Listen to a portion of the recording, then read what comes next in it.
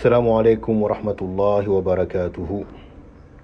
حياكم الله على السنة وبارك فيكم.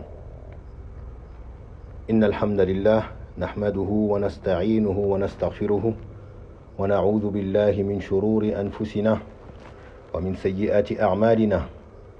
من يهده الله فلا مضل له ومن يضلل فلا هادي له وأشهد أن لا إله إلا الله وحده لا شريك له وأشهد أن محمدا عبده ورسوله صلى الله عليه وسلم.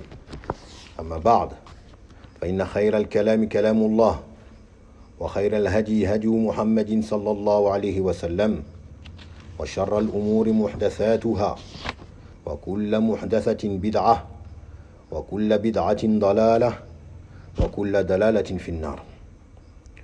نسأل الله عز وجل أن يعيذنا من النار.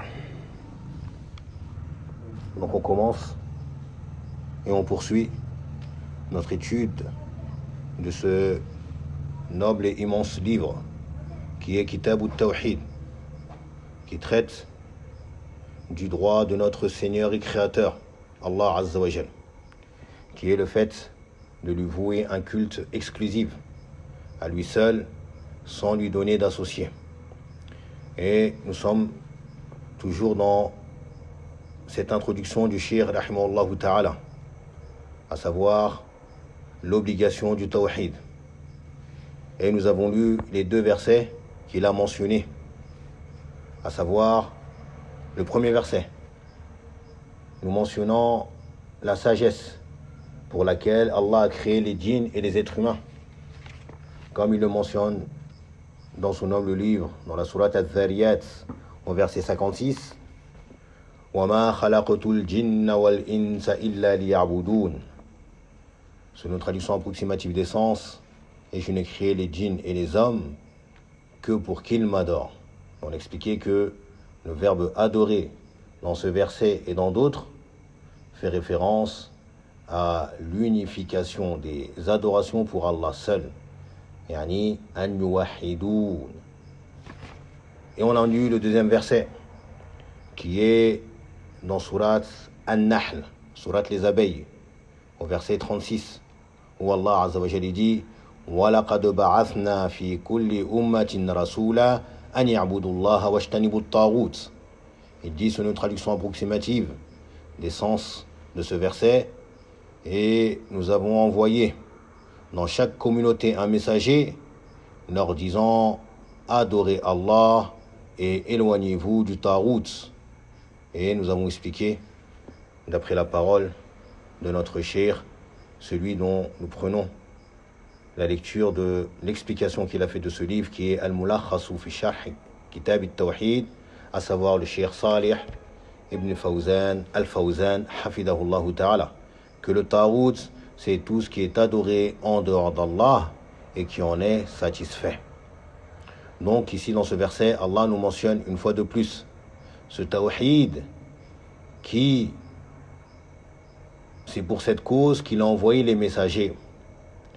Tous les messagers, depuis Nuh alayhi salam, comme on a mentionné, Nuh était le premier des messagers, jusqu'au dernier, à savoir Muhammad sallallahu alayhi wa sallam, tous sont venus avec cette parole commune qui est adorer Allah et éloignez-vous de tout ce qui est adoré en dehors de lui.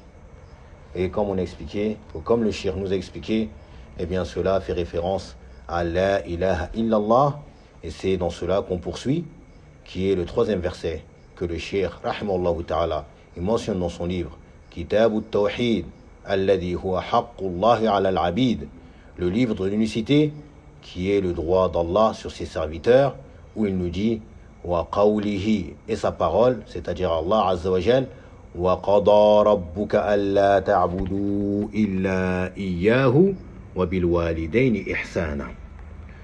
Donc dans ce verset qui se trouve dans Surat Al-Isra, qui est traduit par le voyage nocturne, et cette Surat Al-Isra qui est également appelée Suratu Bani Israël.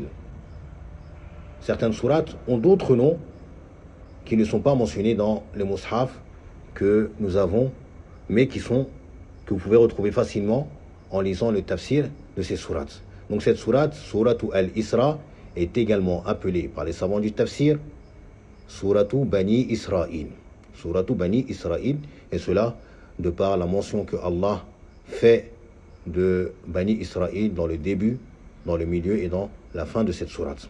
Dans cette sourate, Allah Azza wa Jalla nous dit, sur une traduction approximative des sens du verset, et ton Seigneur a décrété, n'adorez que lui et marquez de la bonté envers vos parents, envers le père et la mère. Bil walidaini ihsana.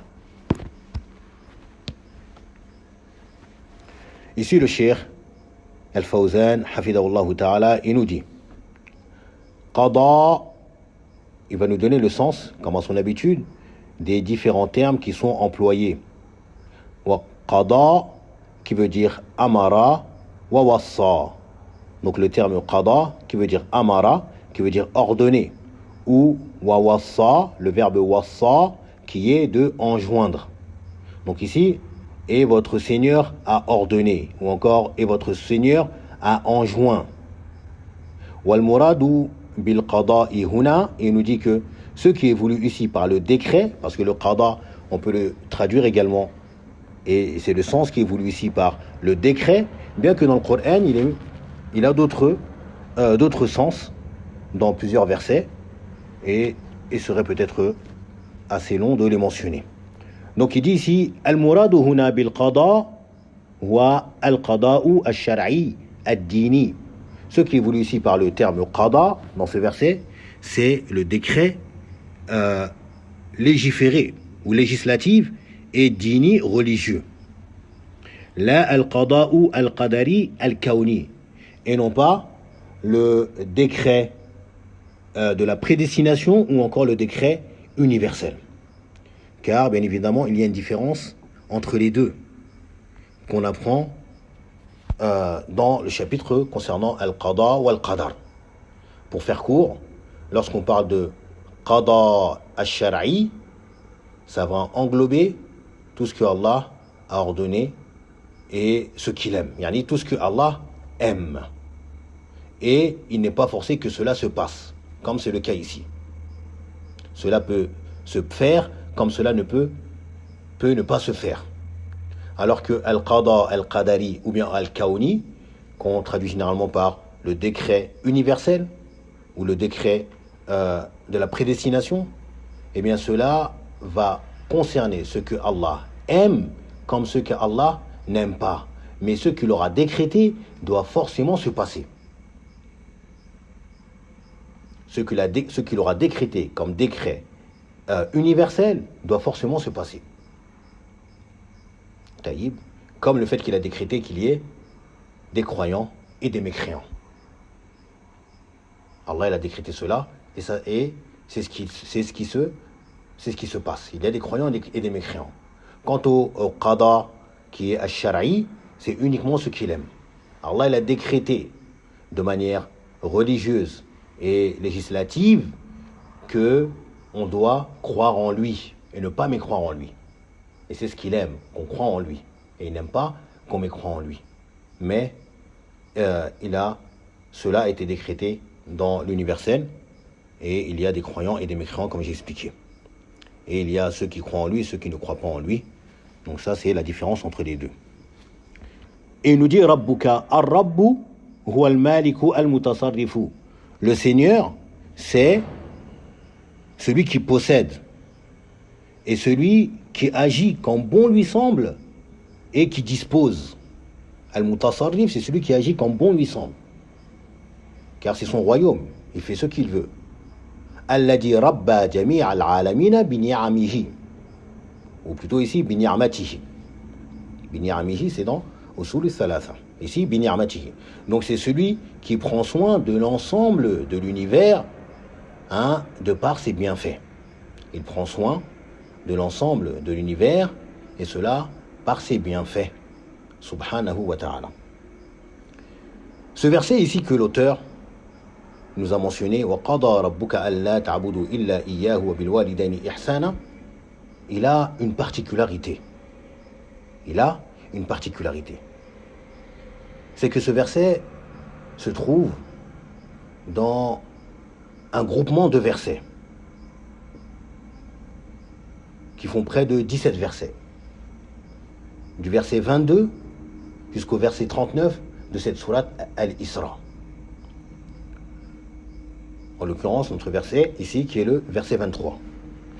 Donc avant lui, on a un verset. Cet ensemble de versets, Allah a débuté ces versets-là, dans lesquels on mentionne qu'il y a 18 interdits et ordres. Dans cet ensemble de versets, du verset 22 jusqu'au verset 39 de la sourate Al-Isra, on a 18 ordres et interdits que Allah nous mentionne.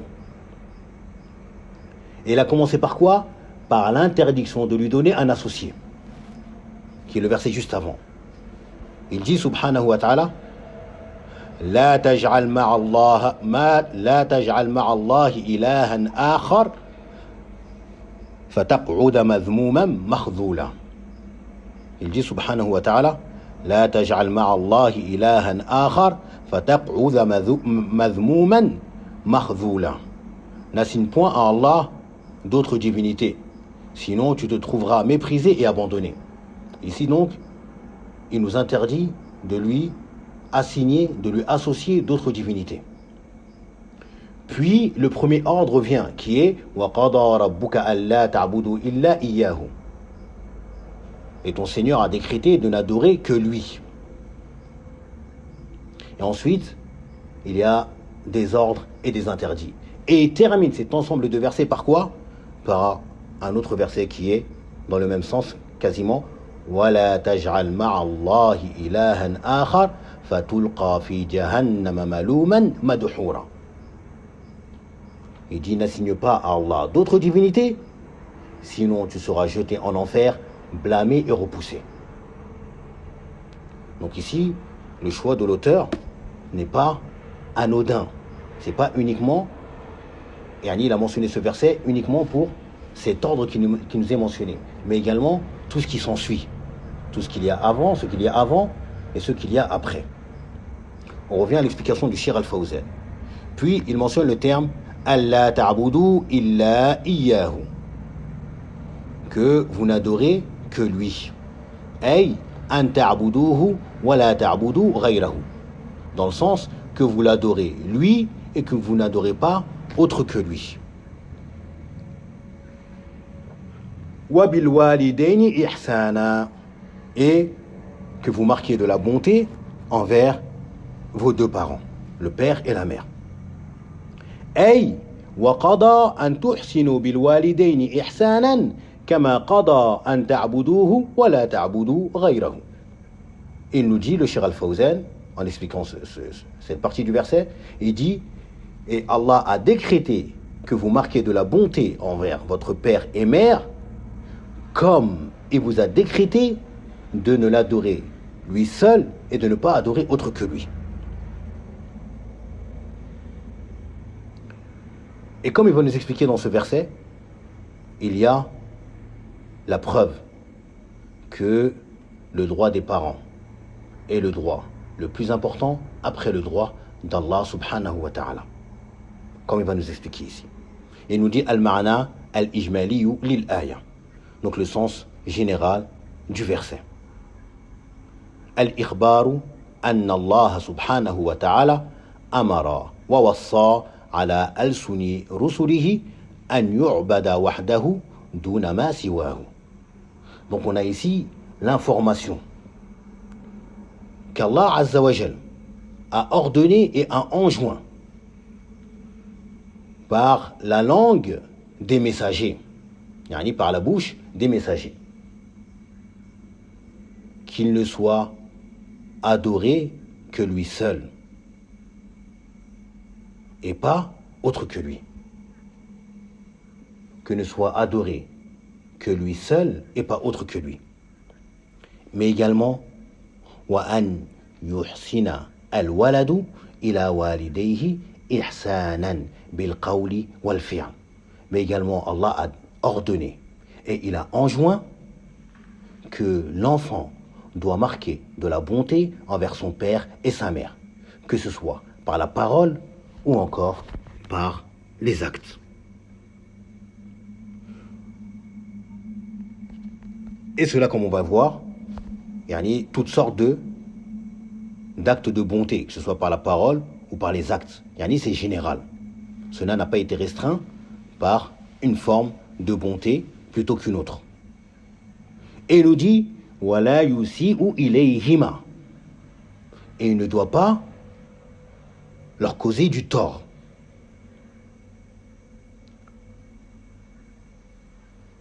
لأنهما اللذان قاما بتربيته في حال صغره وضعفه. Car ce sont ces deux-là, son père et sa mère, qui se sont occupés de son éducation lorsqu'il était petit et faible. Lorsqu'il était petit et faible. Et cet ordre qu'Allah nous donne ici, on le retrouve dans plusieurs versets. Comme dans les versets de Surat Luqman. Comme dans les versets de Surat Luqman. Où Allah Azza wa Jal, il nous rapporte cette parole immense, cette exhortation sage que cet homme sage, à savoir Luqman, a donné à son fils.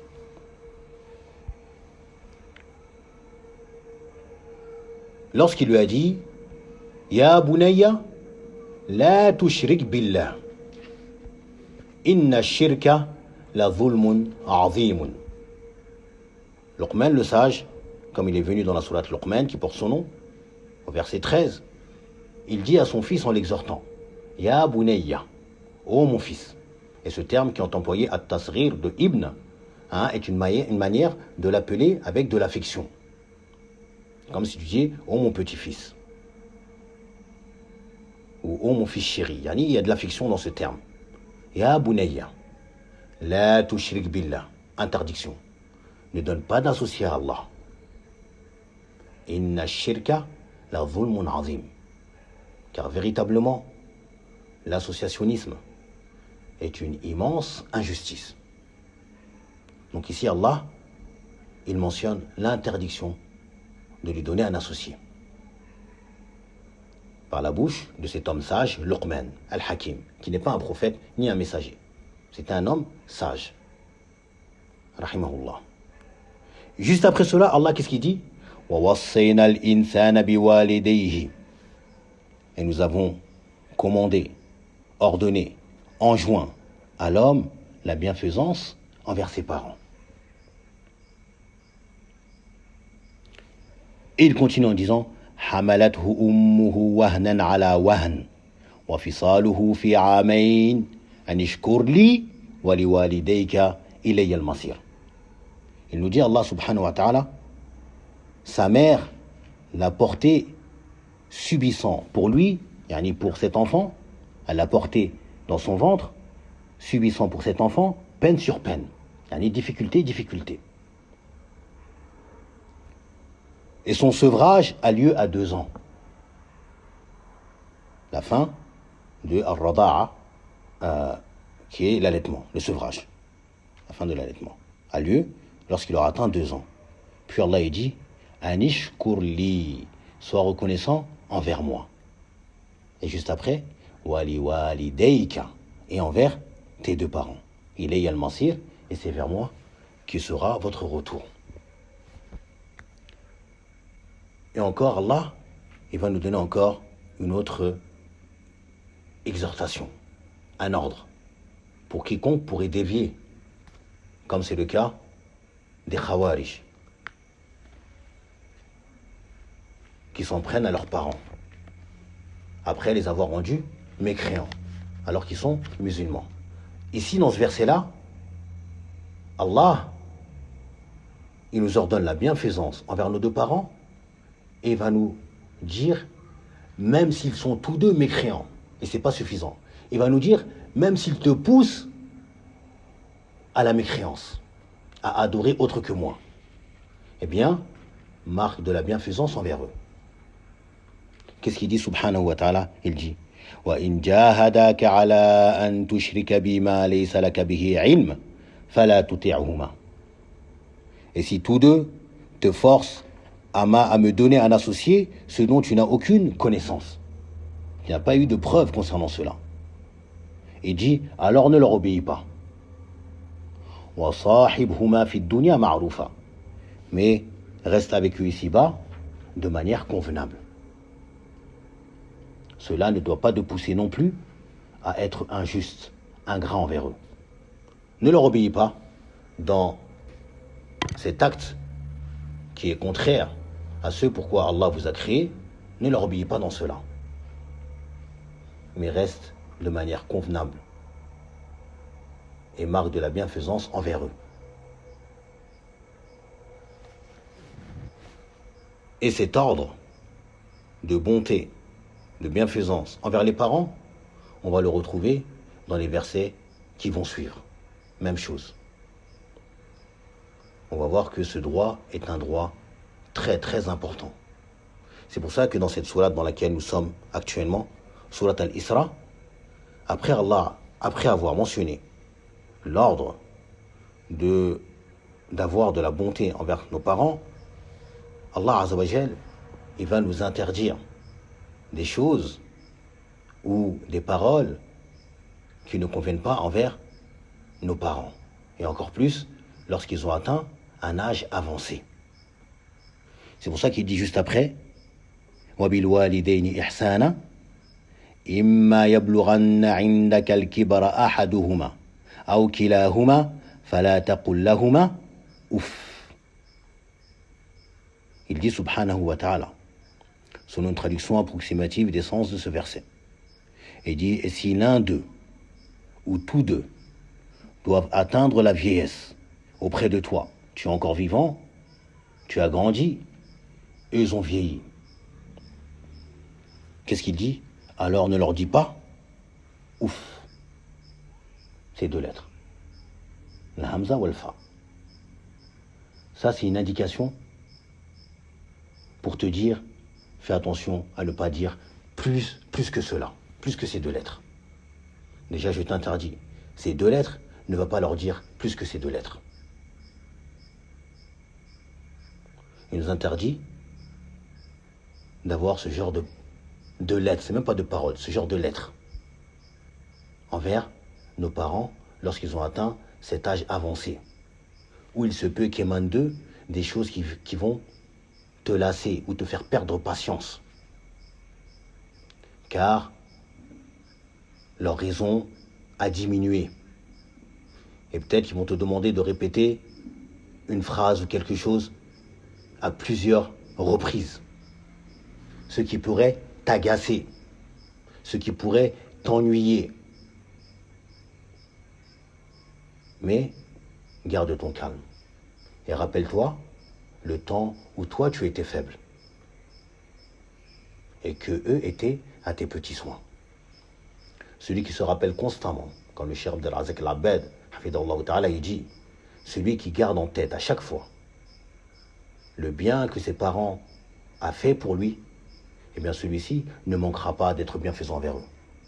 Par contre, celui qui oublie ce bien et ne cherche pas à se rappeler ce bien que ses parents ont eu envers lui, eh bien c'est celui-ci qui va manquer à cet ordre qu'Allah nous donne, qui est la bienfaisance envers eux.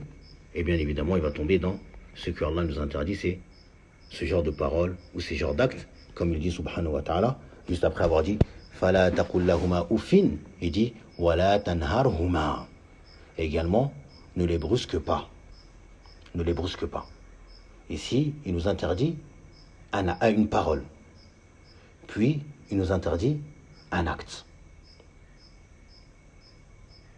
Donc, de la même manière, il va nous ordonner quoi juste après ce verset-là, il va nous ordonner, après nous avoir interdit les mauvaises paroles, il nous a interdit des mauvais actes envers eux, il va nous ordonner les bonnes paroles envers eux et également d'avoir de bons actes envers eux. C'est pour ça qu'il dit subhanahu wa ta'ala, juste après avoir dit wala tanharuma, et ne les brusque pas, il dit wa qul lahuma qawlan karima, mais plutôt adresse-leur des paroles nobles, des paroles respectueuses.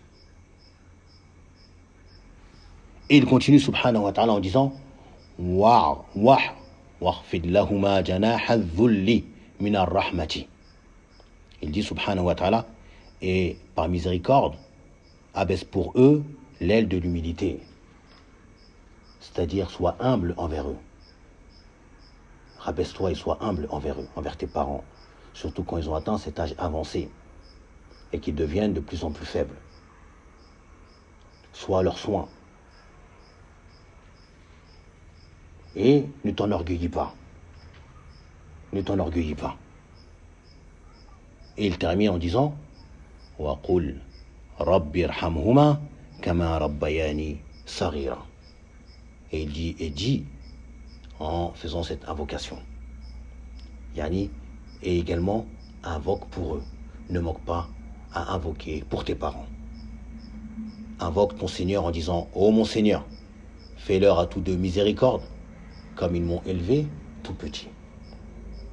Et ça, c'est une invocation que chaque personne devrait avoir dans son soujoud, dans chaque prière, envers ses parents. Chacun d'entre nous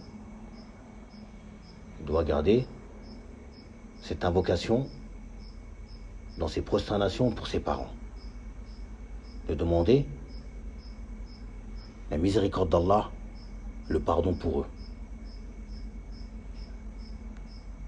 Que ce soit de leur vivant, ils sont encore vivants, invoque pour eux. Ou après leur mort, invoque pour eux. Et également, enseigne cela à tes enfants, afin que tu puisses profiter de leurs invocations.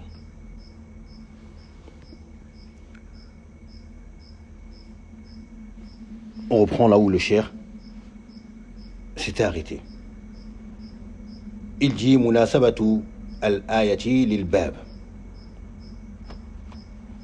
Donc le lien que ce verset a avec le chapitre. Il dit anna at-tawhida huwa akidu al-huquqi wa awjabu al-wajibat.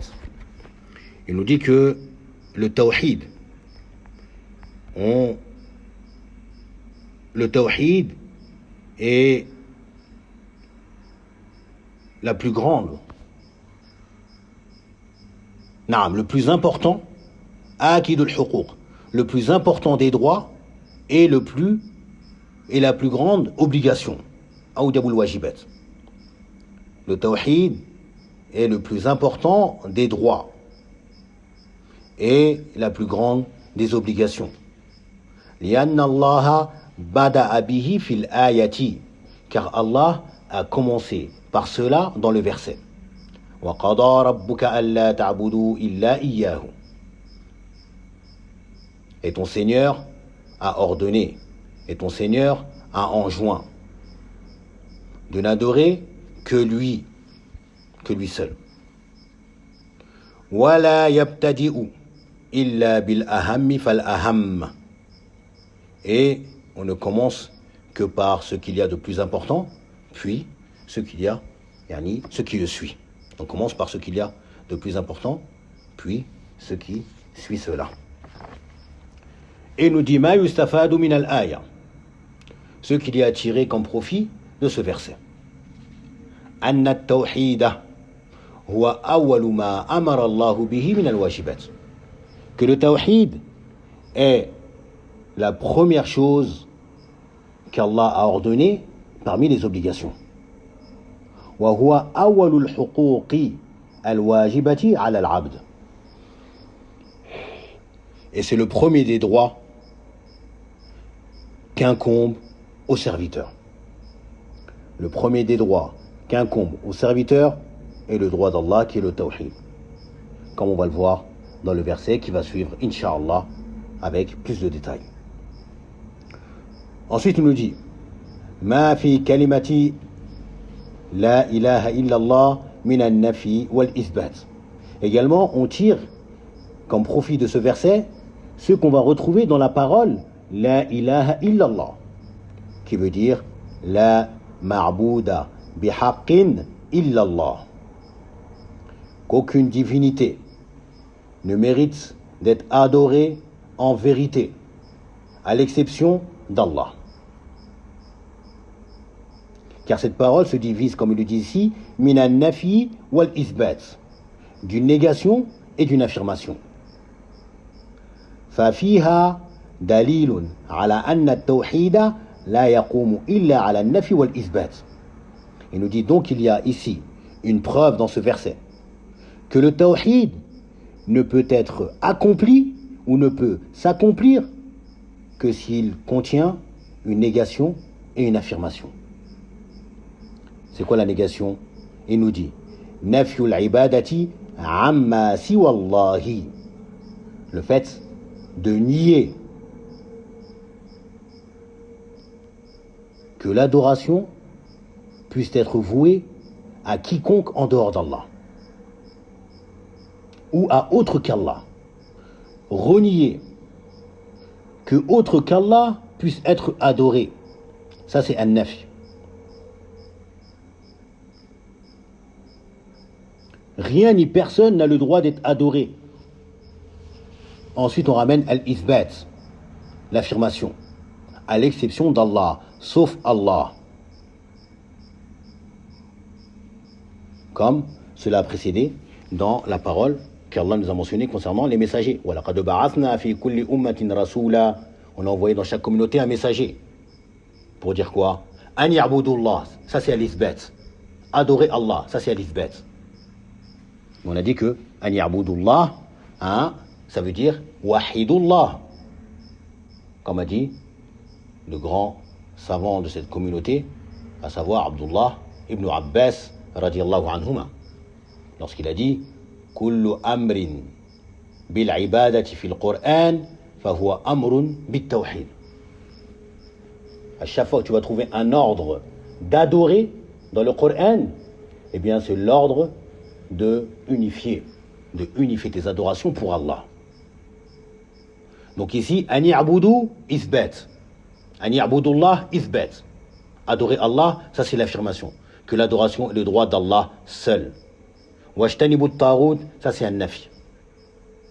De renier que at-taghut puisse mériter d'être adoré. Et comme il a dit ici, le tawhid ne peut s'accomplir qu'avec ces deux piliers.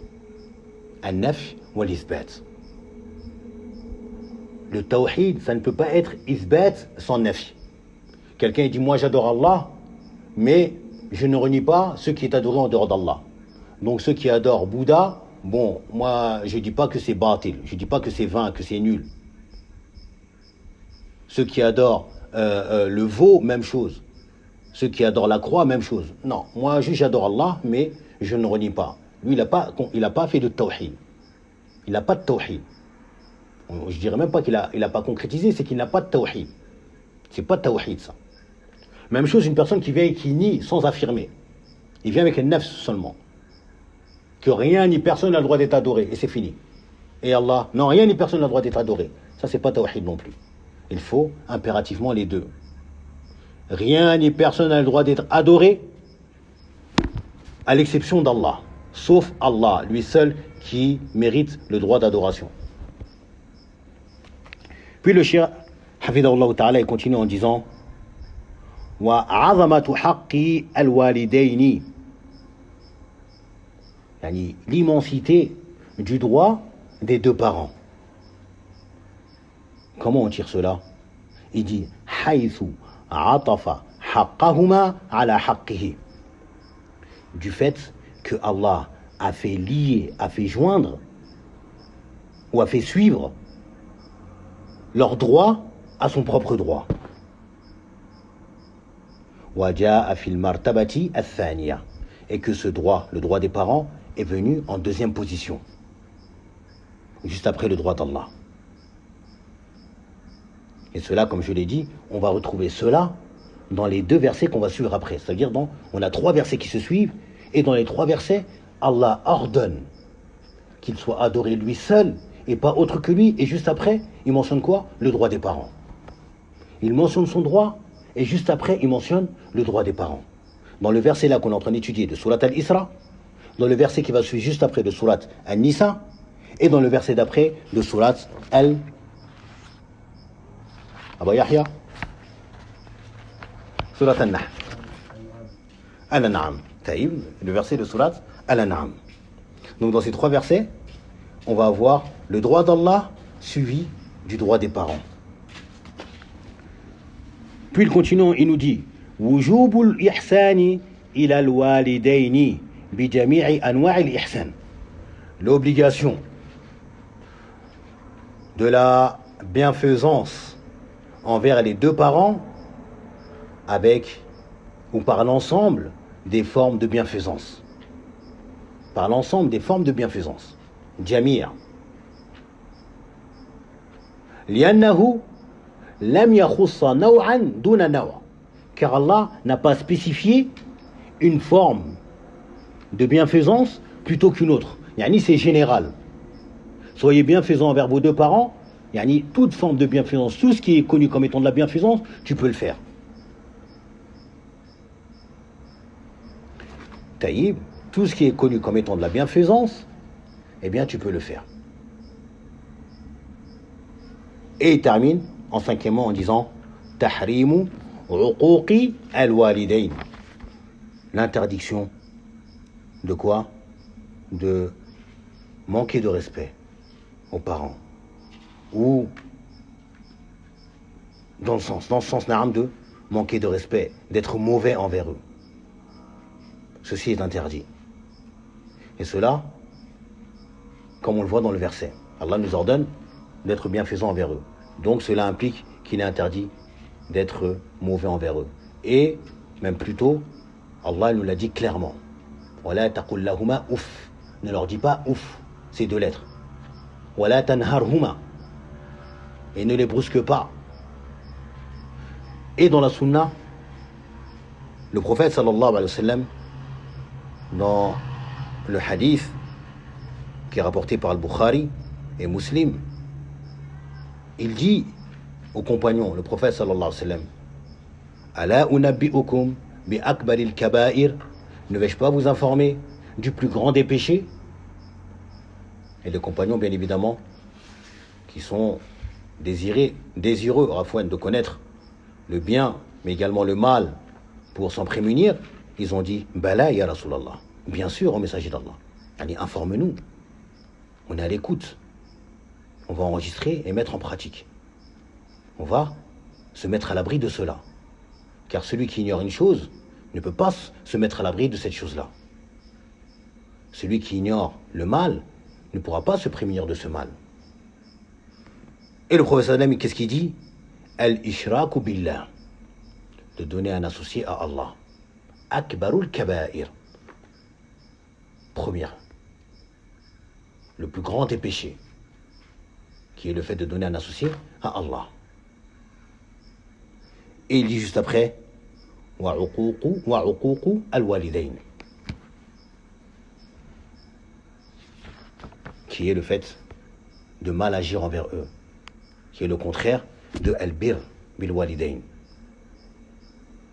Qui est le contraire de la bonté, de la bienfaisance envers les parents. Donc cela fait partie, ou est le 2e plus grand péché. Ou plutôt fait partie des grands péchés que le prophète sallallahu alayhi wa sallam a mentionné dans ce hadith. Après avoir mentionné quoi? Ash-shirk. Donc tout comme Allah Azza wa Jal nous mentionne que le droit le plus important et le plus obligatoire, c'est le tawhid. Suivi de quoi? De la bonté envers les parents. Donc également à l'inverse, le plus grand mal, le plus grand des péchés, qu'est-ce que c'est? Ash-shirk. De manquer ou de contredire le droit d'Allah. Et de la même manière, ce qui va suivre, ça va être quoi? De contredire le droit des parents. Puis l'auteur, rahimahullah ta'ala, il dit wa qawlihi, et sa parole, la parole d'Allah Azza wa Jal. Wa'budu Allah wa la tushriku bihi shay'a. Al-aya. Le verset de Surat An-Nisa. Où Allah Azza wa Jal dit sur une traduction approximative, et adorez Allah et ne lui donnez point d'associés. Wa'budu Allah wa la tushriku bihi shay'a. adorez Allah et ne lui donnez pas d'associés. Al-Aya, pour dire que, et le verset n'est pas terminé. Jusqu'à la fin du verset. Car le verset est long. Ce verset de Surat An-Nisa, où il y a cette partie du verset qu'on retrouve également dans Al-Usul al-Thalatha, eh bien ce verset en fait est la première partie du verset appelé le verset des 10 droits. Ce verset, qui est le verset 36 de la sourate An-Nisa, qui commence par Wa'budullaha wa la tushriku bihi shay'a, et adorer Allah. On a dit que l'ordre d'adorer dans le Coran veut dire unifier. Donc unifiez vos adorations pour Allah. Wahidullaha wa la tushriku bihi shay'a, et ne lui donnez point d'associés. Ce verset s'appelle comment? Ayatu huquqi al-ashr, le verset des 10 droits. Pourquoi? Car dans ce verset-là, Allah va mentionner 10 droits. Et va commencer par le droit le plus important et le plus obligatoire, qui est le sien. Et qui va faire suivre par lequel, comme on a mentionné, celui des parents. Et cela va nous être expliqué. Le cheikh, hafidhahullah ta'ala, il nous dit La tushriku, utruku ash-shirk. Délaisser le shirk. Wa huwa, qu'est-ce que c'est que le shirk? Il nous donne une définition. Wa huwa taswiyatu ghayri Allahi billah fima huwa min khasa'isillahi. Il dit que c'est le fait de mettre à égalité un autre avec Allah dans ce qui est propre et spécifique à Allah. Ça, c'est une définition qui est donnée au shirk. Taswiyatu ghayri Allahi billahi fima huwa min khasa'isillah. Le fait de mettre à égalité un autre avec Allah, quel qu'il soit, même si c'est un prophète messager comme Mohammed sallallahu alayhi wa sallam. Si tu le mets à égalité avec Allah dans ce qui est propre à Allah, tu auras commis du shirk. C'est pour cela qu'on a ce hadith où un compagnon est venu au prophète sallallahu alayhi wa sallam et lui a dit Ma sha'Allahu wa shitta. Ce qu'Allah, selon ce qu'Allah a voulu, et toi. Il s'adresse au prophète sallam. Le prophète sallam s'est mis en colère. Qu'est-ce qu'il lui a dit directement? Aj'altani lillahi niddan, tu as fait de moi un égal à Allah? Tu fais de moi un égal à Allah? Mais plutôt dit Ma sha'Allahu wahdahu. Mais plutôt dit selon ce que Allah seul veut. Car cela relève d'Allah. Il y a une spécificité d'Allah subhanahu wa ta'ala. Le prophète sallam n'est nullement associé à cela. Donc, Ash-Shirk, c'est quoi? C'est le fait de mettre à égalité un autre avec Allah dans ce qui est spécifique et propre à Allah subhanahu wa ta'ala. Si tu veux une autre définition, c'est le fait de vouer une forme parmi les formes d'adoration à un autre qu'Allah. Le fait de vouer, de diriger une forme parmi les formes d'adoration à un autre qu'Allah. Et ça rejoint la définition qu'on a dit en premier, car à partir du moment où tu auras voué un acte d'adoration pour un autre qu'Allah, eh bien cela revient à quoi? Au fait que tu as mis cet autre à égalité avec Allah. Car l'adoration est censée être le droit unique d'Allah. Comment peux-tu vouer cela à un autre qu'Allah? Donc ça veut dire que tu as divisé ce droit entre deux, entre Allah et un autre qui est semblable à lui selon toi. A'udhu billah. Et il nous dit shay'an. Donc dans le verset ici on a wala tushriku bihi shay'an. Shay'an, comme le shir nous explique ici, qui veut dire shay'an, c'est une chose ou quoi que ce soit. Taïb, comme on va le définir ici, qui est nakiratun. Le mot shay'an, c'est un mot qui est nakira. Pour ceux qui ont étudié la langue arabe, on a des mots qui sont nakira et ma'rifa, qui traduisent par nakira par indéfini. Et parmi les marques pour reconnaître cela, comme on voit ici, c'est la tanwin. Quand tu vois une tanwin, dammatan, un, ou bien an, ou bien in, eh bien, c'est un des signes que le mot est nakira, c'est-à-dire indéfini. Taïb. Et pour rendre ce mot-là défini, qu'on appelle ma'rifa, on mettra mathalan alif wal lam. Comme baytun, al-baytu. Donc ici, le mot shay'an, il est nakira. Et on a cette explication qui est que le mot nakira, c'est-à-dire indéfini, fi siyaqin nahi, lorsqu'il vient dans une formulation qui est à la forme, comment ils disent, qui est une interdiction. Qui est une interdiction. Lorsque le mot nakira, indéfini, vient dans une formulation qui est une interdiction, eh bien celui-ci aura pour sens ou englobera une généralité. Fata'ummu shirk. Il englobe toute forme de shirk. C'est pour ça qu'il nous dit kabirahu wa saghirahu.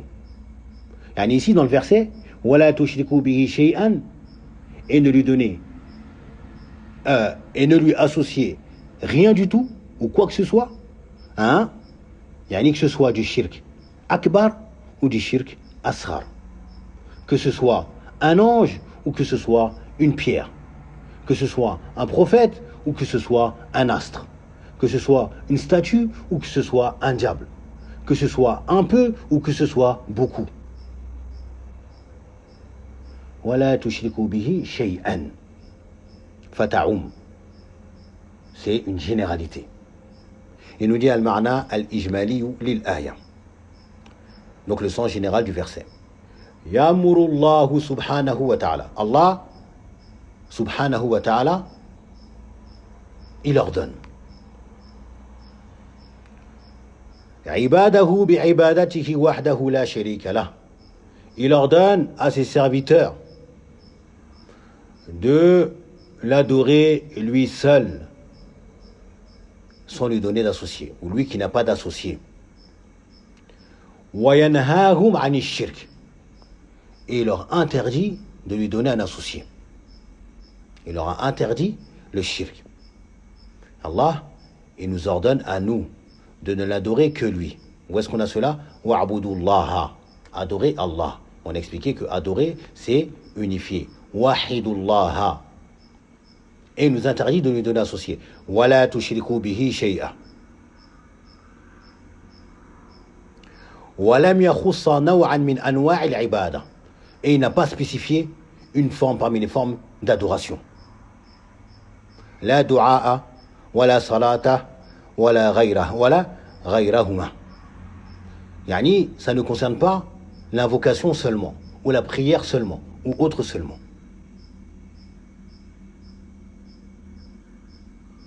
Ne voue aucune forme d'adoration à autre qu'Allah. Liya'umma al-amru jami'a anwa' al-ibada. Afin que l'ordre puisse englober toutes les formes d'adoration.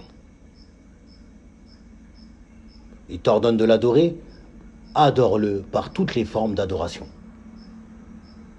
Et l'adoration, comme le cheikh al-Islam ibn Taymiyyah, rahimahullah ta'ala, il a défini, qui est un nom générique, ismun jami'un li kulli ma yuhibbuhu Allahu wa yarda, de tout ce que Allah aime et agrée, min al-aqwali, parmi des paroles, wal a'mali, et des actes, al-zahira, qui sont voyants, wa al-batina, qui sont cachés, intérieurs.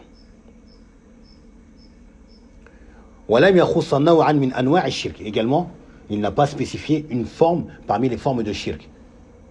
Il n'a pas dit « et ne me donnez pas d'associé en vous prosternant pour autre que moi » ou ne me donnez pas d'associé en sacrifiant pour autre que moi. Non. Il ne me donnez pas d'associé dans toutes les formes de shirk qui peuvent être faites.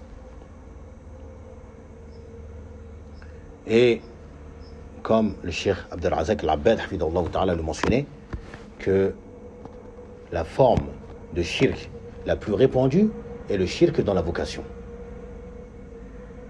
la forme de shirk la plus répandue est le shirk dans la vocation.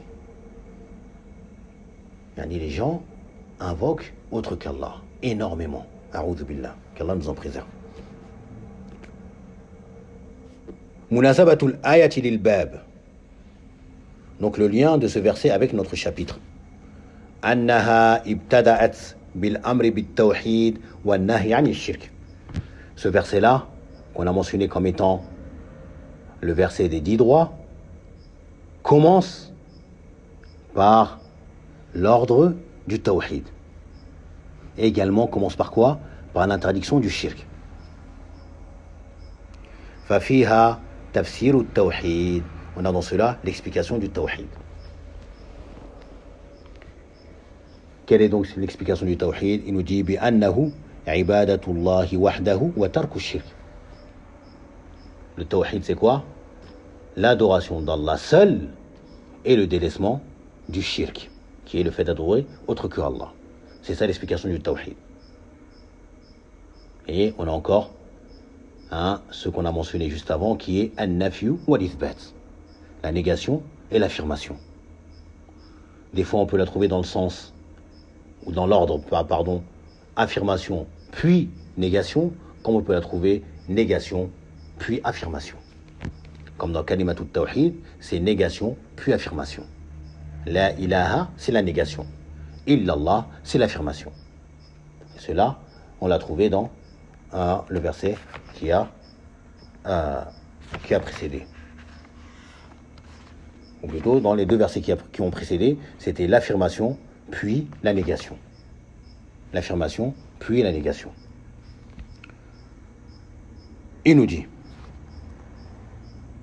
Ma yustafadu min al-aya, ce qu'on va tirer comme profit de ce verset.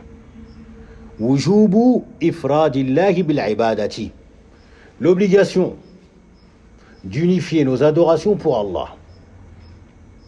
Ifradullahi bil ibada, d'unifier Allah dans nos actes d'adoration. Que notre culte ne soit voué exclusivement qu'à lui, subhanahu wa ta'ala. Pourquoi cela?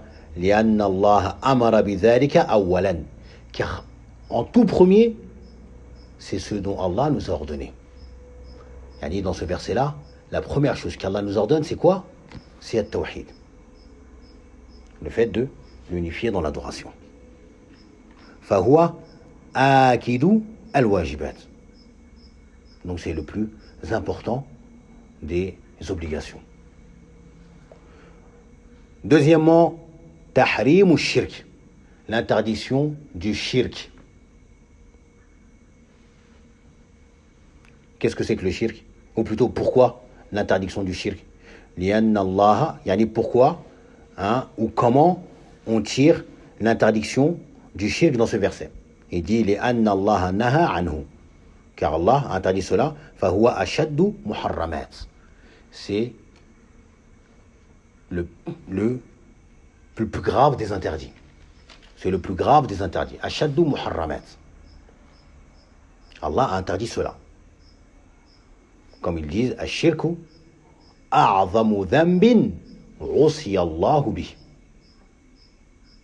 C'est le plus immense des péchés par lequel Allah peut être désobéi. Ash-shirk.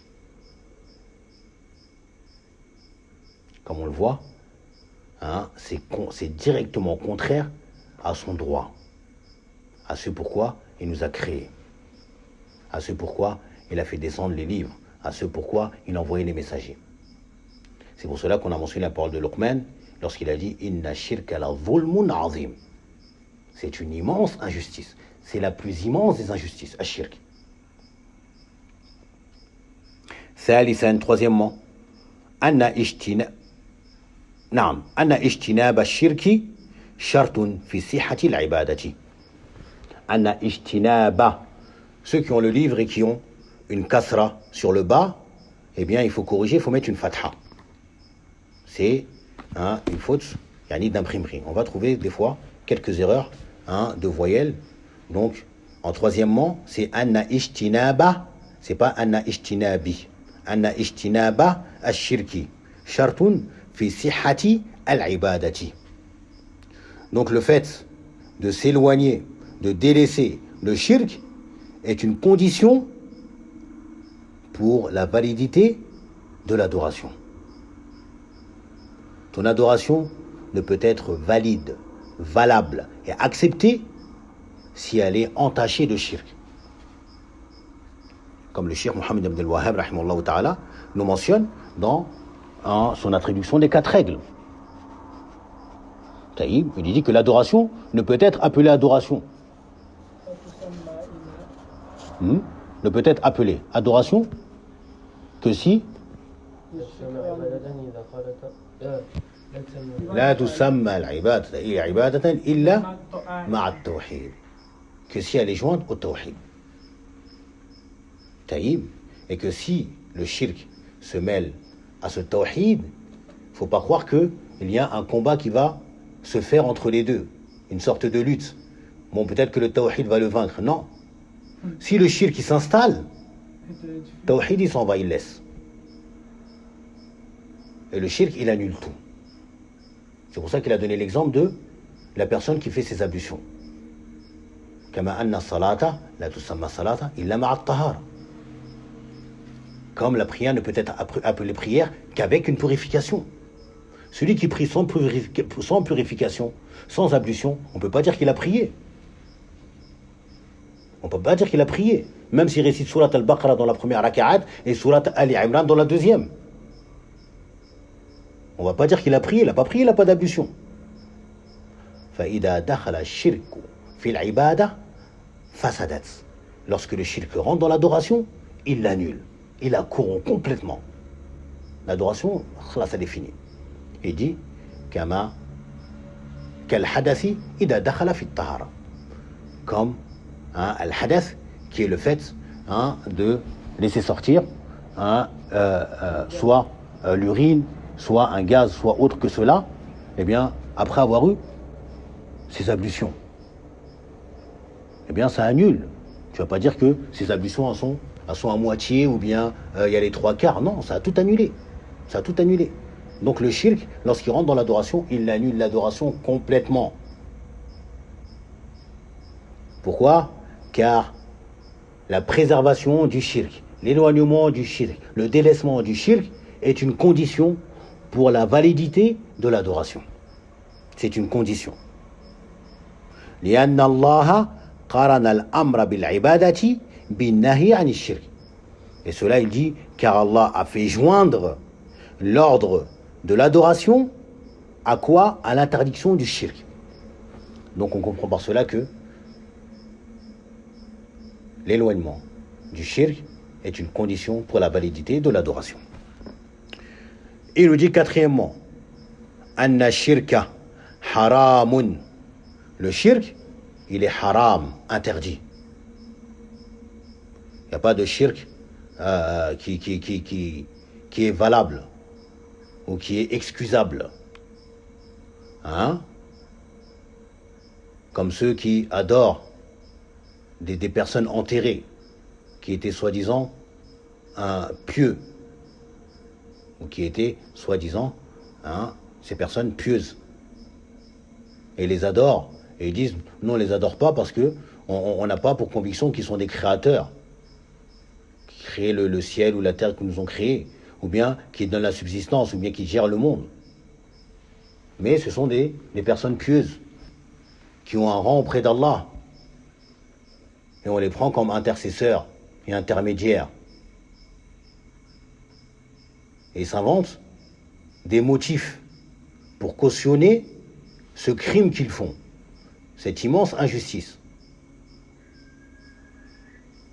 Le shirk est haram, quelle que soit l'image sur laquelle elle se présente.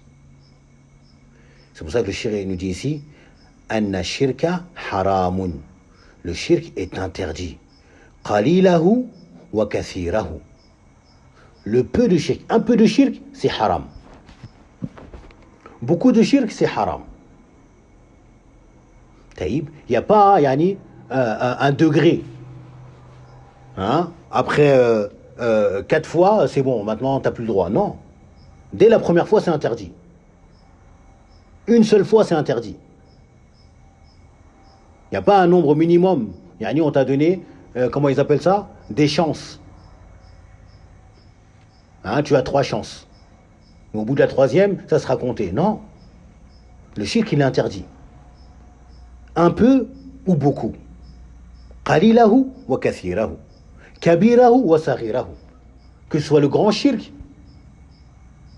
comme sacrifier pour autre qu'Allah, invoquer autre qu'Allah, ça c'est du grand shirk, qui annule toutes tes œuvres. Que si tu meurs dessus, tu es privé du pardon d'Allah. Si tu meurs dessus, le paradis t'est interdit. Si tu meurs dessus, tu iras en enfer pour l'éternité. Ça c'est le grand shirk. Il est interdit. Mais également le petit shirk. Il est interdit.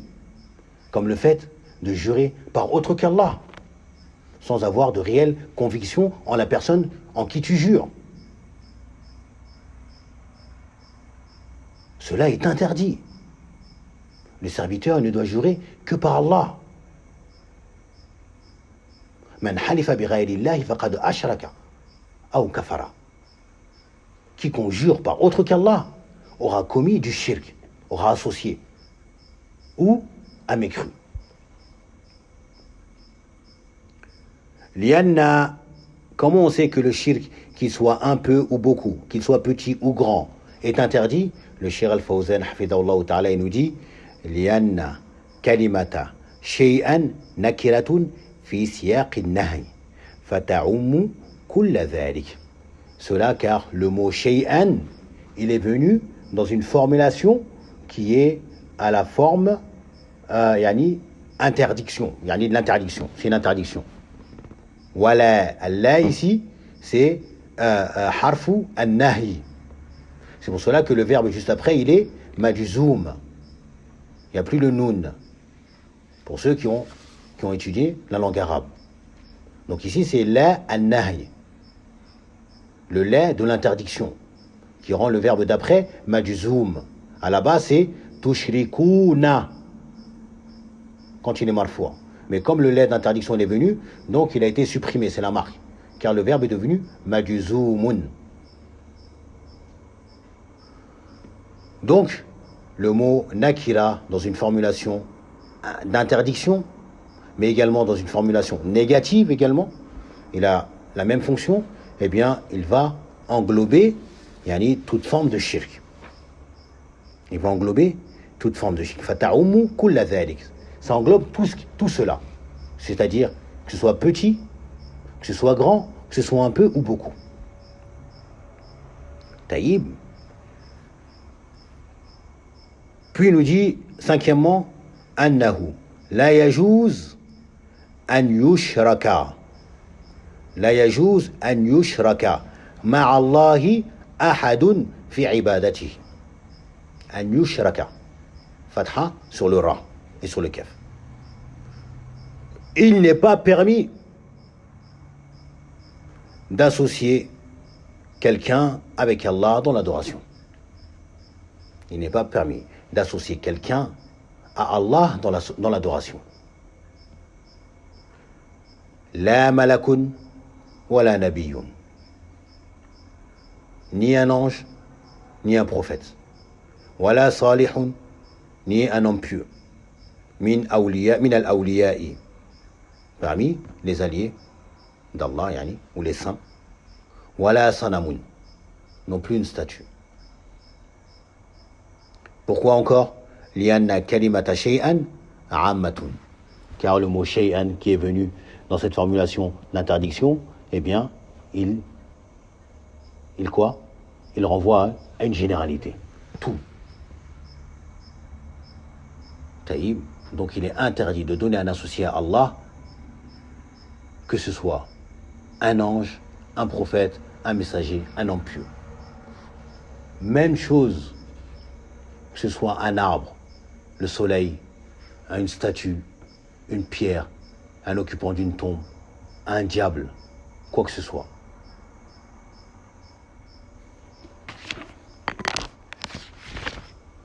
Comme ça. Ça fait 1 heure. Taïb. On va voir le temps. Puis il nous dit, wa qawlihi, le troisième verset, Qul ta'alaw atlu ma harrama rabbukum alaykum. Venez, je vais vous réciter ce que votre Seigneur vous a interdit. Ou peut-être que on va laisser ce verset pour le prochain cours. Ça fait déjà plus d'une heure. La baisse, on va le prendre, on va essayer de le prendre. Bien que, il y a 3 pages. Donc il nous dit ici dans le verset que se trouve dans Surat Al-An'am, du verset 101 au verset 103. قل تعالوا أتل ما حرم ربكم عليكم ألا تشركوا به شيئا. Al-Ayat, donc les versets. Yani les versets avec les versets qui suivent. Et ces versets-là, de Surat Al-An'am, verset 101, ou Afouan 151, le verset 152 et le verset 153, sont appelés également Ayatu Al-Wasaya Al-Ashr. Yani les 10 recommandations. Les 10 recommandations. Également dans ces versets, Allah va mentionner des recommandations. À commencer par laquelle? Par son droit à lui. Taïb, la première, la plus importante, qui est le sien. Suivi de celui des parents. Taïb. Il faut bien méditer ces 3 versets. Bi'idhnillahi ta'ala. Le droit d'Allah, puis le droit de nos parents. Il dit, subhanahu wa ta'ala, sur une traduction approximative du verset, dis, venez, je vais vous réciter ce que votre Seigneur vous a interdit. Ne lui associez rien. Allah tushriku bihi shay'a. Ne lui donnez aucun associé. Dans le verset, Allah Azza wa Jal, il dit, قل تعالوا أتل ما حرم ربكم عليكم ألا تشركوا به شيئا وبالوالدين إحسانا, et marqué de la bienfaisance envers vos pères et mères. ولا تقتلوا أولادكم من إملاق, et ne tuez pas vos enfants pour cause de pauvreté ou par peur de la pauvreté. نحن نرزقكم وإياهم, c'est nous qui vous donnons votre subsistance ainsi qu'à eux. ولا تقربوا الفواحش ما ظهر منها وما بطن, ne vous approchez pas des turpitudes de manière ouverte, ouvertement ou en cachette. ولا تقتلوا النفس التي حرم الله إلا بالحق, et ne tuez point l'âme qu'Allah a rendue sacrée, si ce n'est de droit. إلا بالحق, si ce n'est de droit. ذلكم وصاكم به لعلكم تعقلون. Voilà ce qu'Allah vous a recommandé. Voilà ce que Allah vous enjoint de faire. Et cela afin que vous compreniez. لعلكم تعقلون. Afin que vous compreniez. Et il continue dans le verset 152. ولا تقربوا مال اليتيم إلا بالتي هي أحسن. Et ne vous approchez pas des biens de l'orphelin, uniquement de bonne manière. Hatta yablugha ashuddah, jusqu'à ce qu'ils atteignent ou qu'il atteint sa majorité. Wa awful kayla wal mizana bil qist, et donner la juste mesure et le bon poids. Le poids, la mesure et le poids lorsque vous vendez, par exemple, ou que vous donnez. La nukallifu nafsan illa wus'aha, nous n'imposons à aucune âme que selon sa capacité. Wa idha qultum fa'adilu, et lorsque vous parlez, soyez juste, soyez équitable. Wa idha qultum fa'adilu walau kana dha qurba, même si il s'agit d'un proche parent. Wa bi'ahdillahi awfu, et remplissez votre engagement envers Allah. ذَلِكُمْ وَصَّاكُمْ بِهِ لَعَلَّكُمْ تَذَكَّرُونَ. Voilà ce que Allah, voilà ce qu'il vous enjoint, yani Allah, ce qu'il vous enjoint, ce qu'il vous recommande, afin que vous vous rappeliez. وَأَنَّ هَذَا صِرَاطِ مُسْتَقِيمًا. Et voilà mon chemin droit dans toute sa rectitude. فَاتَّبِعُوهُ. Suivez-le donc. وَلَا تَتَّبِعُوا السُّبُلَ. Et ne suivez pas les sentiers. السُّبُلَ والله أكبر. فتفرق بكم عن سبيل الله عن سبيله. فتفرق بكم عن سبيله. Ces sentiers qui vont vous écarter de la voie d'Allah, de sa voie. Et il termine encore une fois en disant ذَلِكُمْ وَصَّاكُمْ بِهِ لَعَلَّكُمْ تَتَّقُونَ.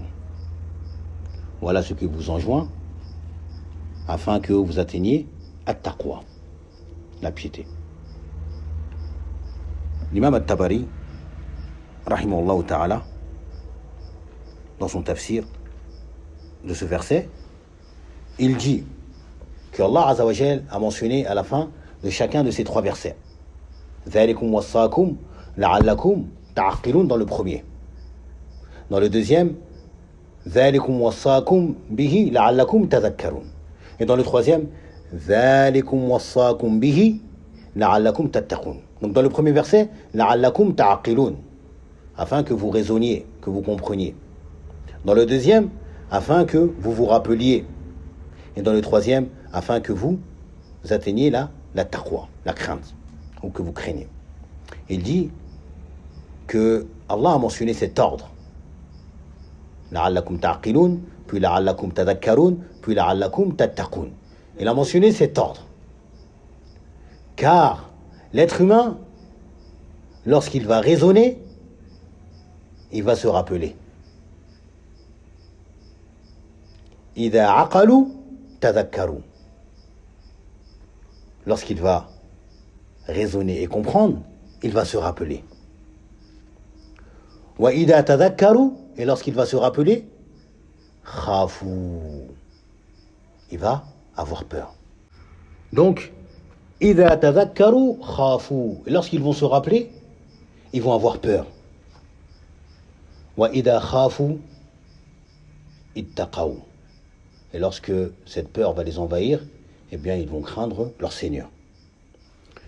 Le Cheikh, hafidhahullah ta'ala, il nous dit, en expliquant l'essence des termes qu'il y a dans le verset. Ta'alaou, qui veut dire venez, halumu, yani venez. Atlou, yani qu'on traduit par réciter, le Cheikh dit, aqussu alaykum wa ukhbirukum. Je vais vous rapporter et vous informer. Harrama al-haramu al-mamnu' minhu. Al-haram, c'est ce qui est interdit. Wa huwa ma yu'aqabu fa'iluhu wa yuthabu tarikuhu. Qu'est-ce que c'est dans le langage religieux? C'est ce dont celui qui le fait, eh bien, il encourra une punition. Sera puni celui qui le fait. Le haram, c'est quoi? Celui qui le fait sera puni celui qui le fait. Et sera récompensé celui qui le délaisse. Qu'est-ce que c'est que le haram?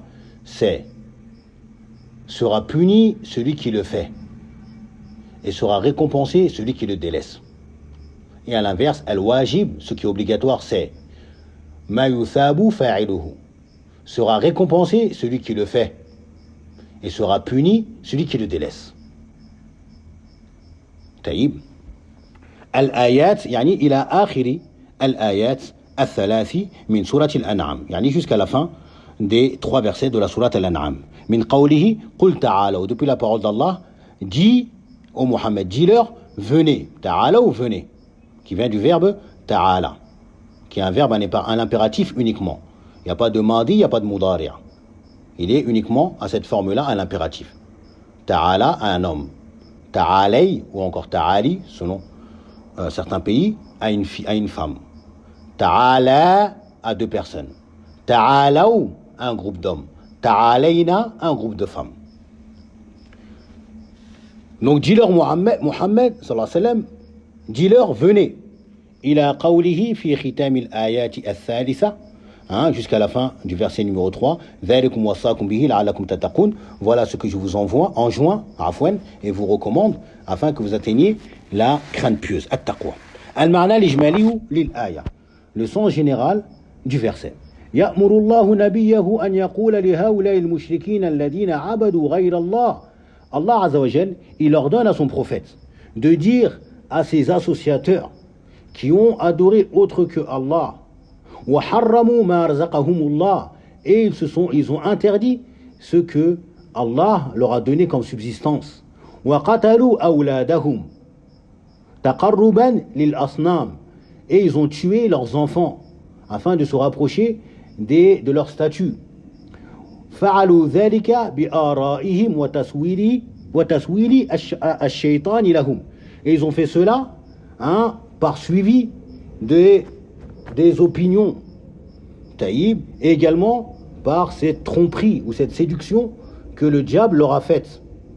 Eh bien, dis-leur, halummu, venez, aqussu alaykum, que je vous rapporte ma harrama khaliqukum wa malikukum, ce que a interdit votre créateur et votre maître, tahriman haqqan, yani d'une véritable interdiction, la takharrusan wa dhannan, et ce n'est pas une conjecture ou encore fondée sur une conjecture yani fondée sur aucune preuve, ou un mensonge qui est forgé. Bel bi wahyin minhu, mais plutôt par une révélation qui émane de lui, d'Allah. Wa amrin min indihi, et d'un ordre venant de lui. Wa dhalika fima wassakum bihi fi hadhihi al-wasaya al-ashri, et cela dans ce qui vous a enjoint et recommandé dans ces 10 recommandations. Allati hiya, qui sont awalan wassakum alla tushriku bihi shay'an. Premièrement, il vous a enjoint de ne rien lui donner comme associé. Wa hada nahyun 'ani shirki 'umuman, et ceci est une interdiction du shirk, yani de manière générale. Fa shamila kulla mushrakin bihi min anwa'i al-ma'budati min dunillah. Donc cela va englober tout ce qui peut être pris comme associé en dehors d'Allah, min anwa'i al-ma'budat, parmi les différentes formes de choses qui sont adorées en dehors d'Allah. Al-ma'budat, ce sont les choses qui sont adorées en dehors d'Allah. Wa kulla mushrakin fihi min anwa' al-ibadati, et toute chose yani par laquelle on a donné un associé dans une forme d'adoration. Taïb, ici à chaque fois le ra il a une fatha. Taïb, parce que ça fait pas référence à la personne, ça fait référence à la chose qui est prise en associé avec Allah. Alors qu'avec la kassa, ça fait référence à la personne qui donne l'associé. Mushrik, fa'il. Mushrak, maf'oul. Taïb. Thaniyan, deuxièmement, wassakum an tuhsinu bil walidaini ihsanan. Il vous a enjoint et recommandé d'avoir de faire preuve de bienfaisance envers vos deux parents. Et à chaque fois, ici, le cheikh yani mentionne le masdar du verbe. Yani an tuhsinu bil walidaini ihsanan. Ici, ce masdar, qui est le nom d'action du verbe, comme on a déjà parlé de cela, quand il vient après son propre verbe, on appelle ça dans al-i'rab, dans le nahwu, on appelle cela maf'oulu al-mutlaq, qui a pour but de appuyer, de confirmer la parole ou la chose. Taïb, maf'oulu al-mutlaq, yani an tuhsinu bil walidaini ihsanan, yani que vous faites preuve de bienfaisance envers vos deux parents, afwan, vous faites preuve de bienfaisance envers vos deux parents, il a dit d'une bienfaisance. On appuie bien sur la bienfaisance, une bonne bienfaisance. Comment? Bibirrihima, en ayant de la bonté envers eux. Wa hifzihima, et en veillant sur eux. Wa siyanatihima, en les préservant. Wa ta'atihima, en leur obéissant. Fi ghayri ma'siyatillah.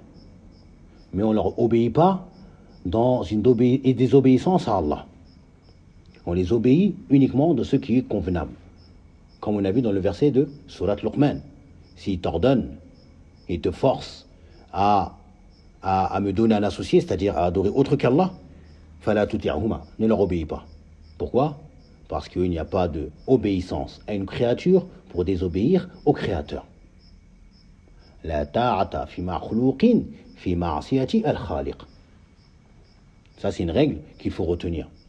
Quiconque, quelle que soit la personne, si elle t'ordonne d'obéir, elle t'ordonne de faire une chose qui est une désobéissance à Allah, ne lui obéis pas. Même s'il te dit, mais moi je suis ton père, mais moi je suis ton oncle, moi je suis ton grand-père, moi je suis ton imam, tu me dois obéissance. Tu dis, naam, je te dois obéissance, mais uniquement fil ma'rouf, dans ce qui est convenable. Point de obéissance à une créature pour désobéir au Créateur.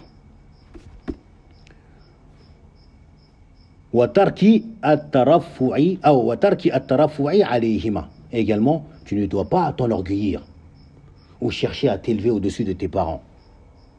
C'est pas parce que tu es arrivé, maintenant tu fais 1m80 et tu as al-adalat, yani des muscles, tes épaules qui sont bien carrées, et ton père il a commencé à avoir son dos courbé, que tu vas commencer à le regarder de haut. Non. Taïb, rappelle-toi ce bien qu'il a fait pour toi quand tu étais tout minuscule dans ta couche. Taïb, cela, ça va te pousser à baisser ta voix devant lui, même à baisser ta tête devant lui, et à ne marcher que derrière lui, ne pas marcher devant lui, par respect, ne pas t'asseoir avant lui. Qu'Allah nous réforme. ثالثا ووصاكم ألا تقتلوا أولادكم من إملاق. Également, il vous a enjoint, il vous recommande de ne pas tuer vos enfants par peur de pauvreté. C'était une chose qui était répandue dans la Jahiliya. Que ce soit les garçons ou les filles. Tuer les enfants, ce n'est pas tuer les filles uniquement, comme certains pourraient croire. Ça concernait les garçons et les filles. Hey, la ta'idou, le shir ici va expliquer. La ta'idou banatakum. Ou la ta'idou banatikum.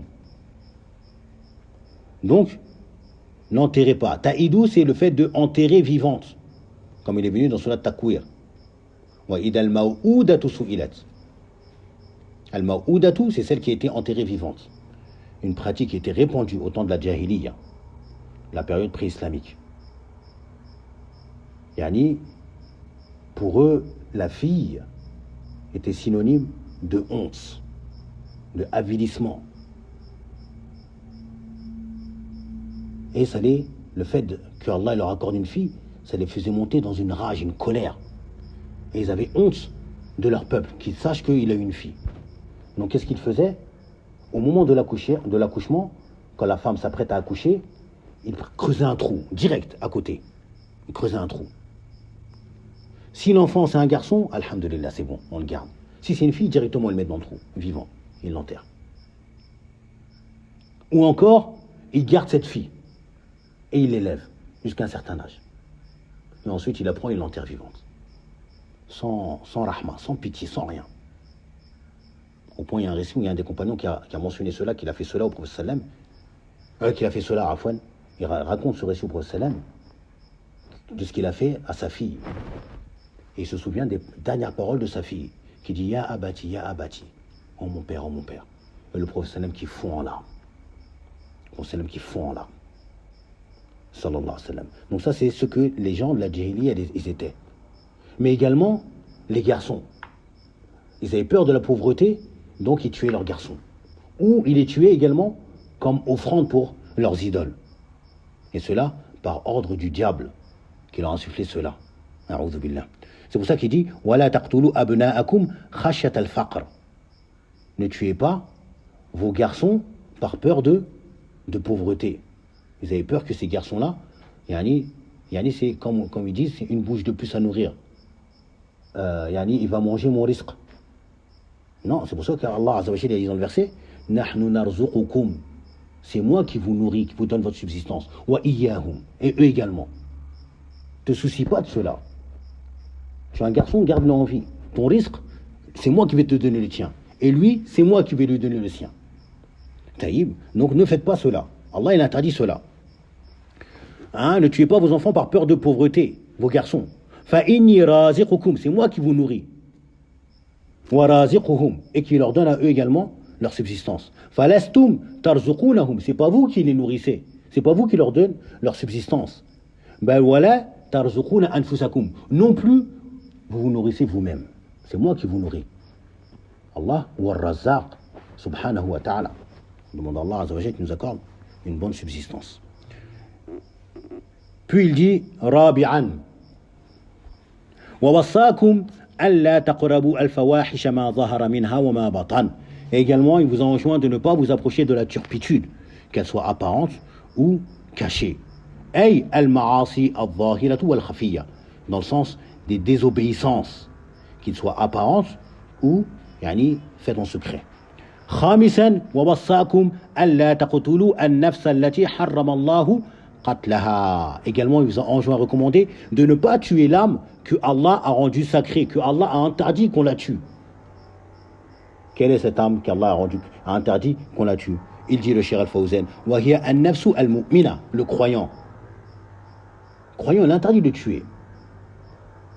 والمعاهدة, mais également al-mu'ahadu, qui est le mécréant qui a un pacte de paix avec un État musulman.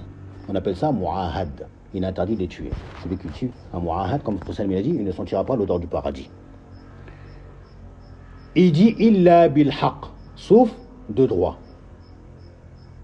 Alladhi yubihu qatlaha min qisasin aw zina ba'da ihsanin aw riddatin ba'da islam. Parmi ceux-là, il y a ce qui permet de tuer une âme qui était interdite, de la tuer. Il y a le fait qu'il y a le qisas, qui est la loi du talion, s'il tue une personne. Et que le gouverneur ou la famille décide qu'il soit tué, comme il a tué le membre de notre famille. Ou encore, az-zina, la fornication après avoir été marié. Ou encore, l'apostasie après l'islam. Taïb, comme c'est venu dans le hadith de Abdullah ibn Mas'ud dans Sahih al-Bukhari wa Muslim. La yahillu damu mri'i muslim illa bi ihda thalatha. Taïb, le sang d'un musulman n'est pas permis sauf dans 3 cas. Et il a mentionné ces 3 cas que le Cheikh Al-Fawzan il a décrit ici. Sadisan, sixièmement, wawassakum alla taqrabu mal al-yatim. Et également, il vous enjoint de ne pas vous approcher, c'est-à-dire de manger injustement l'argent de l'orphelin. C'est qui l'orphelin? C'est quoi un orphelin en islam, religieusement? Le Cheikh Al-Fawzan nous dit huwa at-tiflu alladhi mata abuhu. Naam, c'est le petit enfant dont son père est mort. Taïb. Et cette mort de son père doit survenir avant qu'il ait atteint sa puberté. C'est pour ça que le shir ici il a employé le terme at-tiflu, car on ne dit pas d'une personne qui a atteint sa puberté at-tifl. At-tifl, c'est un enfant ou un bébé. Taïb. Mais sinon, un orphelin, qu'est-ce que c'est?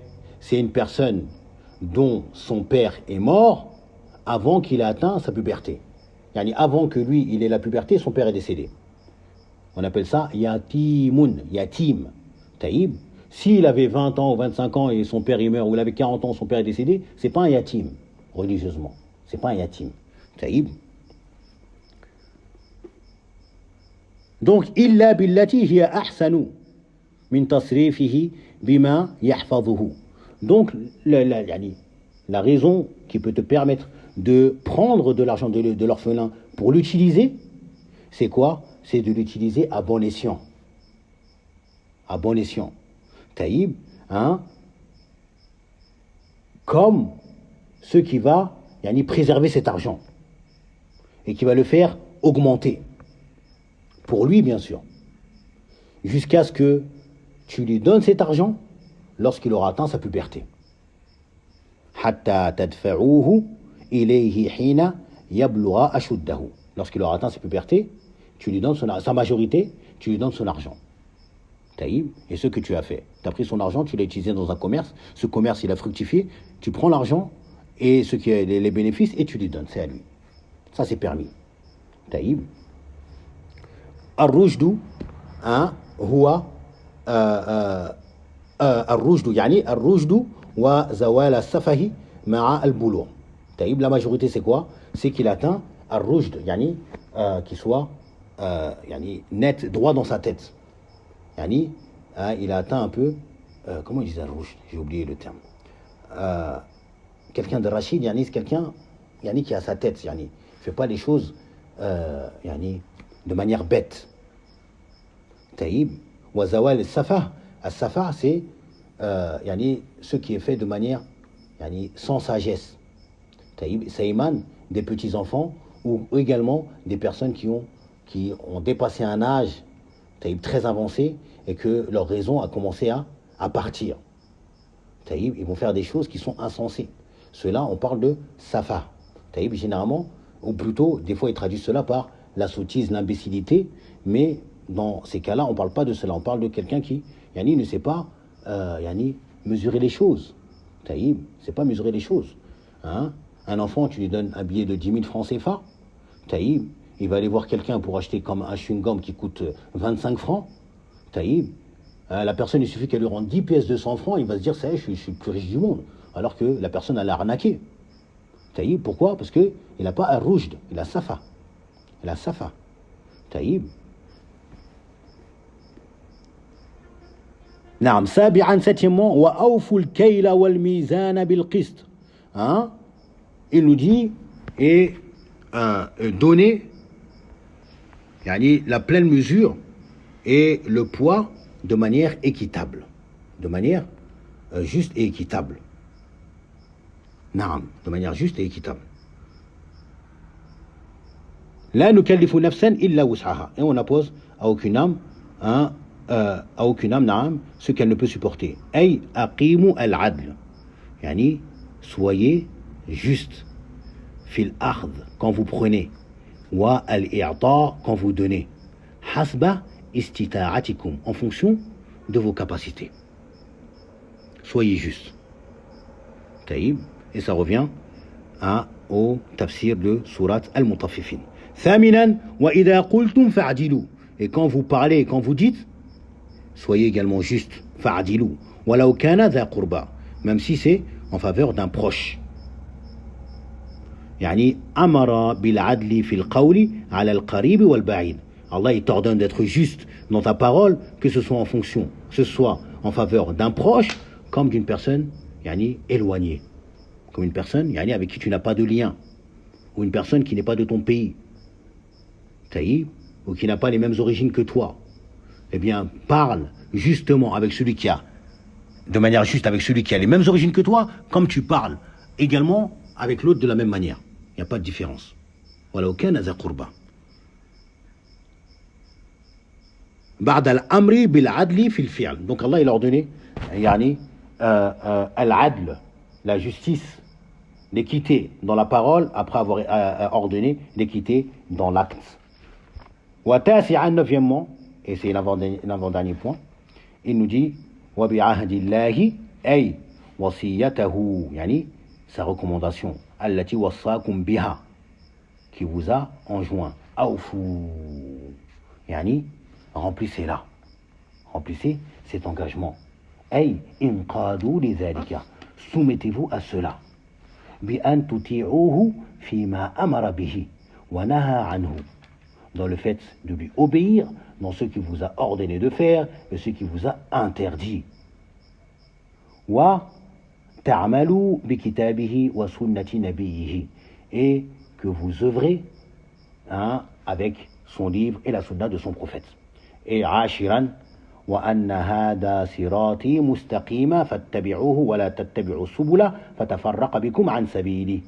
Et il dit en dernier point, et voilà mon chemin dans toute sa rectitude, suivez-le donc et ne suivez pas les sentiers qui vous écartent de sa voie. أي الذي أوصيتكم به في هاتين الآيتين من ترك المنهيات وأعظمها الشرك. يعني ce que je vous ai enjoint dans ces deux versets, comme délaissement des interdits, dont le plus immense est le shirk, wa fi'lil wajibat, et de faire des obligations, wa a'zamuha at-tawhid, et dont le plus immense est le tawhid. Hada huwa as-siratul mustaqim, c'est ça, as-siratul mustaqim, la voie droite, le chemin rectiligne, c'est ça. Le délaissement des interdits, et à la tête des interdits, le plus immense qui est le shirk, et le fait de faire les obligations, et à la tête de ces obligations, le plus immense, le plus important qui est tawhidullah. Fattabi'uhu wa la tattabi'u subula, suivez-le et ne suivez pas les sentiers. Quels sont ces sentiers? Al-bida'u, les innovations, wa shubuhat, les ambiguïtés. Fatafarraqa bikum an sabili, qui vont vous écarter de sa voie. Tamilu wa tashattatu bikum an dinihi, ils vont vous écarter et vont vous séparer de la religion d'Allah. Munasabatul ayati lil bab, le lien de ce verset avec le chapitre. Anna Allah subhanahu ذكر فيها جملا من المحرمات ابتدأها بالنهي عن الشرك. Allah a mentionné ici une multitude, ou un regroupement d'interdits, en commençant par quoi? Par l'interdiction de lui donner un associé. وَالنَّهْيُ عَنْهُ يَسْتَدْعِي الْأَمْرَ بِالتَّوْحِيدِ, et l'interdiction du shirk implique donc l'ordre du tawhid bil iqtida, et cela est exigé. فَدَلَّ ذَلِكَ عَلَى أَنَّ التَّوْحِيدَ أَوْجَبُ الْوَاجِبَاتِ, donc cela prouve que le tawhid est le plus obligatoire ou la plus grande des obligations. وَأَنَّ الشِّرْكَ أَعْظَمُ الْمُحَرَّمَاتِ, et que le shirk est le pire ou le plus immense des interdits. مَا يُسْتَفَادُ مِنَ الْآيَةِ, ou plutôt min al-ayat, des versets, ce qu'on va tirer comme profit de ces versets-là. Anna shirka a'zamul muharramat, que le shirk est la plus immense ou le plus immense des interdits. Wa anna tawhida awjabul wajibat, qui est la plus grande des obligations. Wa izamu haqqi al-walidayn, izamu haqqi al-walidayn, yani l'immensité du droit des deux parents. Également, troisièmement, tahrimu qatli nafsi bighayri haqq, qu'il est interdit de tuer une âme sans droit. La siyama idha kana al-maqtoulu min dhawi al-qurba, et plus particulièrement si le tué fait partie des proches, et cela fait référence à ces associateurs qui tuaient leurs enfants. Tahrimu aqli mali al-yatim, l'interdiction de manger injustement, yani des biens de l'orphelin. Wa mashru'iyatu al-amali ala islahihi, et qu'il est légiféré de travailler et d'utiliser cet argent afin d'en prendre soin, comme on l'a mentionné, de l'investir dans quelque chose, etc. Wujubu al-adli fil aqwal, qu'il est obligatoire d'être équitable dans les paroles, mais également fil af'al, mais également dans les actes. Ala al-qarib wal ba'id, que ce soit avec un proche ou une personne avec qui n'est pas proche de toi. Amada wujubu al-wafa'i bil ahd, qu'il est obligatoire de remplir ses engagements.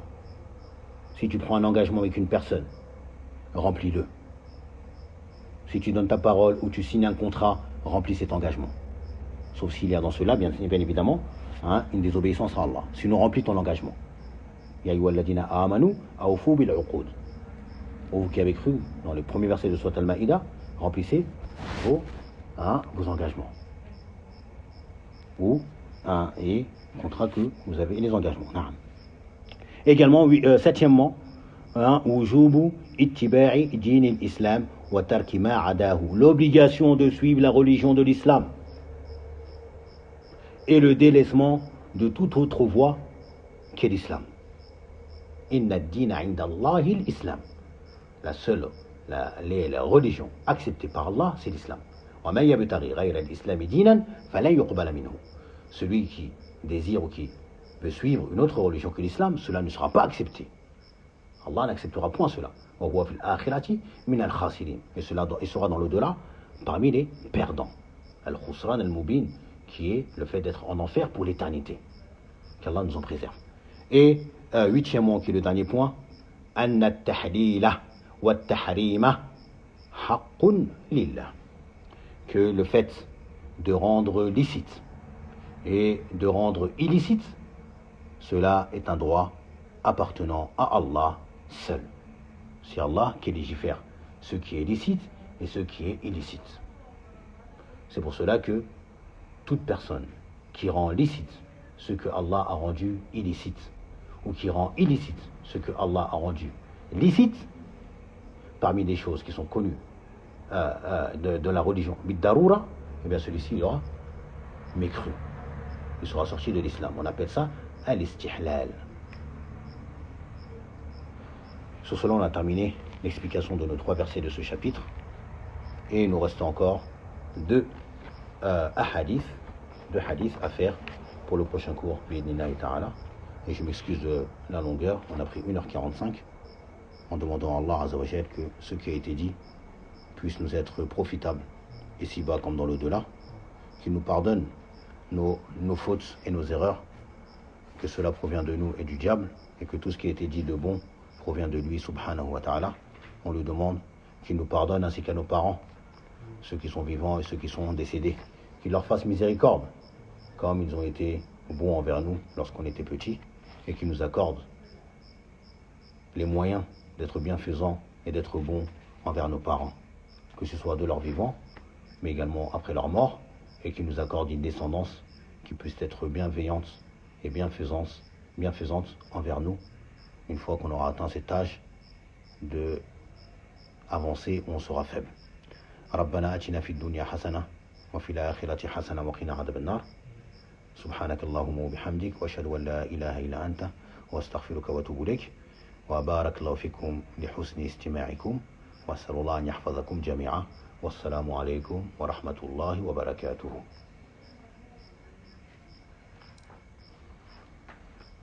وحفظهما وصيانتهما. Hein? وصيانتهما. صيانتهما, les préserver. Al-Hifz, c'est le fait de prendre soin.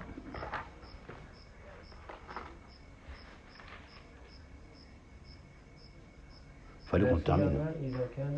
La siyama, non. La siyama, il y a plus particulièrement. Non, plus particulièrement. S'il fait partie des proches. La ilaha illallah, astaghfirullah. Alhamdulillah. Il nous manque les 2 hadiths.